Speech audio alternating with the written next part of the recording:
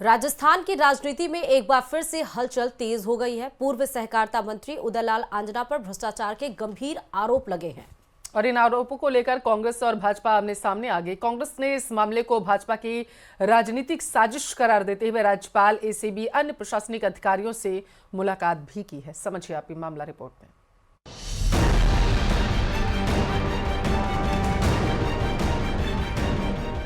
Udaylal Anjana case में कांग्रेस हमलावर, राज्यपाल और एसीबी से की मुलाकात, नियुक्तियों में गड़बड़ी के लगे आरोप। कांग्रेस के उच्च स्तरीय प्रतिनिधिमंडल ने राज्यपाल हरिभाऊ बागड़े से मुलाकात की, जिसमें कांग्रेस प्रदेश अध्यक्ष गोविंद सिंह डोटासरा, नेता प्रतिपक्ष टीकाराम जूली और पूर्व मंत्री उदयलाल आंजना शामिल थे। प्रतिनिधिमंडल ने राज्यपाल से आग्रह किया कि आंजना के खिलाफ लगाए गए आरोप बेबुनियाद हैं और भाजपा द्वारा विपक्ष को बदनाम करने की रणनीति का हिस्सा है। राज्यपाल ने स्पष्ट किया है कि उदयलाल आंजना से संबंधित कोई भी फाइल या अनुमति की पत्रावली उनके पास अब तक नहीं आई है। उन्होंने आश्वासन दिया कि यदि कोई फाइल आती है तो उसमें सभी पक्षों की बात सुनी जाएगी। राज्यपाल से मुलाकात के बाद कांग्रेस प्रतिनिधिमंडल ने एसीबी के महानिदेशक से भी मुलाकात की। इस दौरान डोटासरा ने एसीबी से आग्रह किया कि आंजना के मामले की निष्पक्ष जांच की जाए और किसी भी तरह की राजनीतिक दबाव में कार्रवाई न हो।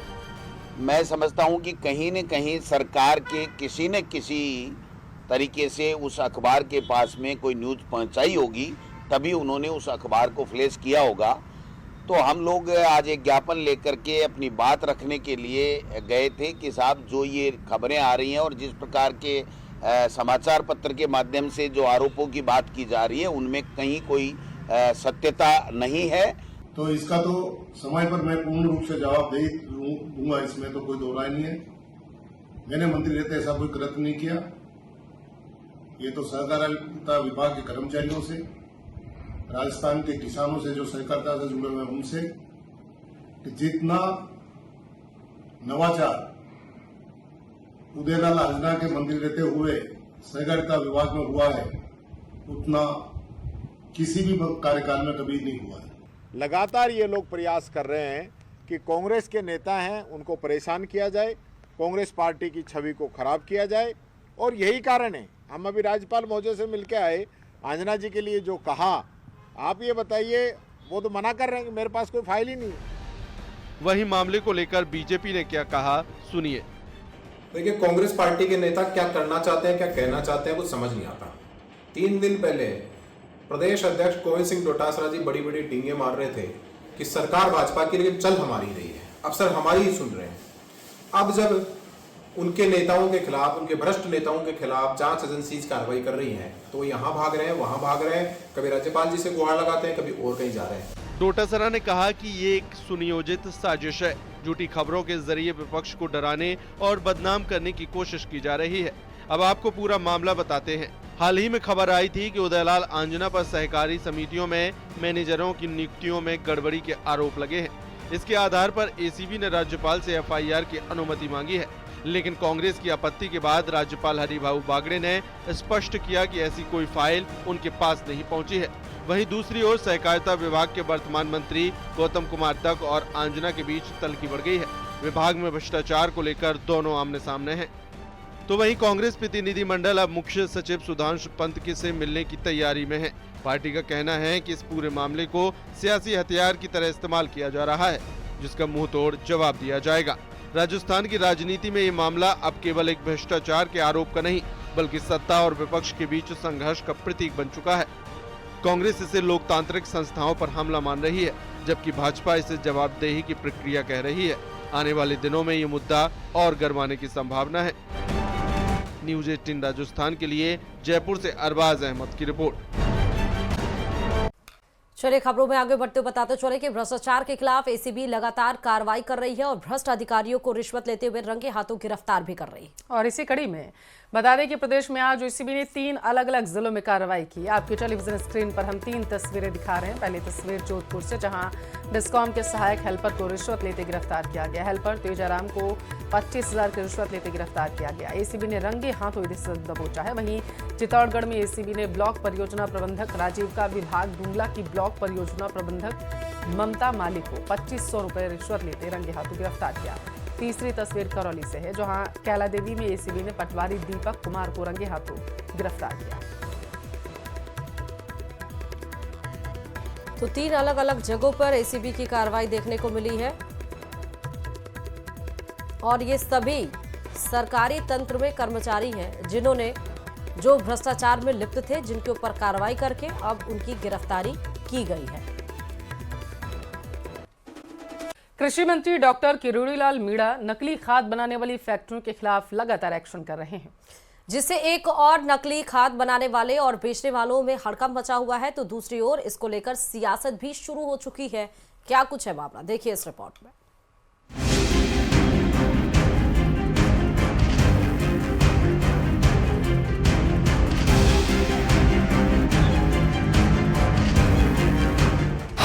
नकली खाद फैक्ट्रियों पर नकेल,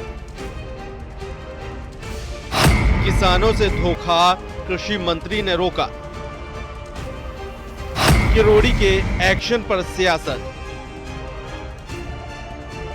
नकली खाद, नकली बीज, नकली उर्वरक बेचने वालों के खिलाफ कृषि मंत्री किरोड़ीलाल मीणा ने मुहिम शुरू कर दी है। लगातार किरोड़ीलाल मीणा अलग अलग जगहों पर औचक निरीक्षण कर रहे हैं। इसी क्रम में वो श्री गंगानगर पहुंचे।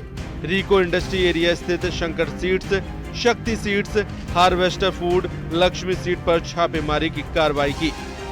नकली खाद बीज बेचने वालों के खिलाफ नाराजगी जाहिर की। भरोसा दिलाया कि दोषियों के खिलाफ कड़ी कार्रवाई की जाएगी।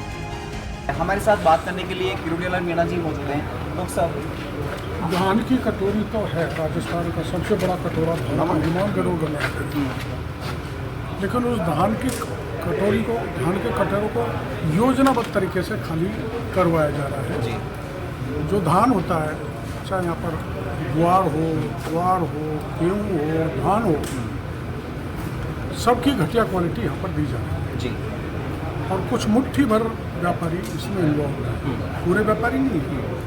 उन्होंने बड़ा चमकीला बीज देना किया यहाँ से चालू, जिस पर ऐसा केमिकल लगाते हैं जिससे बीज तो चमकता है, जैसे मक्का का है, ज्वार का है, लेकिन उस कपास का, लेकिन उसकी क्वालिटी घटिया है।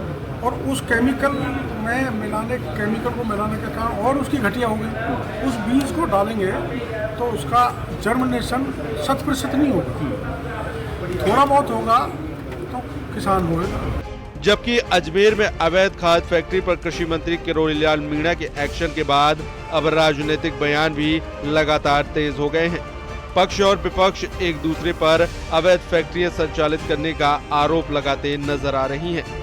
नकली खाद बीज बेचने वालों पर हो रही कार्रवाई को लेकर कांग्रेस के नेता और पूर्व आरटीडीसी अध्यक्ष धर्मेंद्र राठौड़ ने सवाल उठाए। कहा कि बीजेपी डबल इंजन की सरकार होने के बावजूद कांग्रेस पर आरोप लगाती है, लेकिन कार्रवाई नहीं करती। किशनगढ़ में अवैध खाद की फैक्ट्रियां भी पकड़ी गई। किसके संरक्षण में काम हो रहा था, जनता को सब समझ में आ रहा है। तो वहीं बीजेपी ने भी इसको लेकर कांग्रेस पर निशाना साधा। कांग्रेस किशनगढ़ विधायक विकास चौधरी के गांव अवैध खाद फैक्ट्री मिलने पर जांच की मांग की। जो कांग्रेस के प्रदेश अध्यक्ष गोविंद सिंह डोटासरा और उन्होंने जिस प्रकार के आरोप, और जो कांग्रेस के विधायक किशनगढ़ के हैं विकास चौधरी जी, जिस प्रकार के आरोप उन्होंने हमारे केंद्रीय कृषि राज्य मंत्री माननीय भागीरथ जी चौधरी पर लगाए, वो बिल्कुल तथ्यहीन, निराधार है।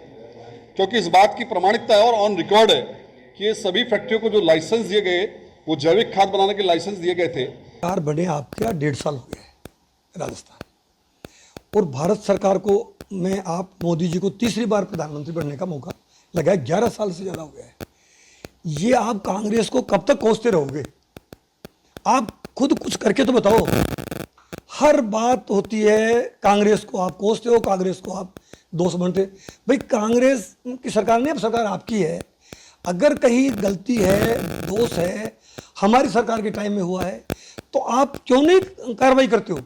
ये केवल राजनीतिक द्वेषता के वश ये काम किया। कांग्रेस का ये चरित्र ही बन गया है। वो हमेशा किया, जो पाप किया है उनके राज्य में किया है। लाइसेंस मिले हैं वो सारे उनके राज्य में, उनके समय में मिले हैं, और आरोप वो लगा रहे हैं भारतीय जनता पार्टी की सरकार और नेताओं पे, जो कि बेबुनियाद है। उधर हनुमानगढ़ में नकली खाद और नकली बीज बेचने वालों पर कार्रवाई की मांग को लेकर किसानों ने मुख्यमंत्री के नाम जिला कलेक्टर को ज्ञापन सौंपा। इस दौरान किसानों ने कृषि मंत्री किरोड़ीलाल मीणा की कार्रवाई का समर्थन करते हुए हनुमानगढ़ जिले में भी कार्रवाई करने की मांग रखी। जो लगातार पूरे राजस्थान में और हनुमानगढ़ जिले में नकली खाद DAP जो मिल रही है, पिछले 1-2 सालों से हनुमानगढ़ जिले के किसान को बर्बाद कर दिया है। फिलहाल अवैध खाद फैक्ट्री पर सरकार की कार्रवाई सराहनीय कदम है, क्योंकि इस तरह की खाद से किसानों को काफी नुकसान हुआ है। इसको नजरअंदाज नहीं किया जा सकता, लेकिन इस मुद्दे पर भी अब राजनीति तेज हो गई है। Bureau report, news 18।